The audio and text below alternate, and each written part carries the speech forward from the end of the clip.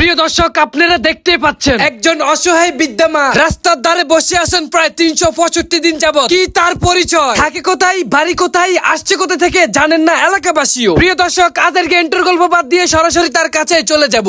ভালো আছেন? ভালো আছেন? বাড়ি কই? নাম কি? থাকেন কই? জামাই কই? ভাত খাইছেন? কথা বলতে পারেন? কথা বলেন। এদিকে তাকান। থাকেন কই?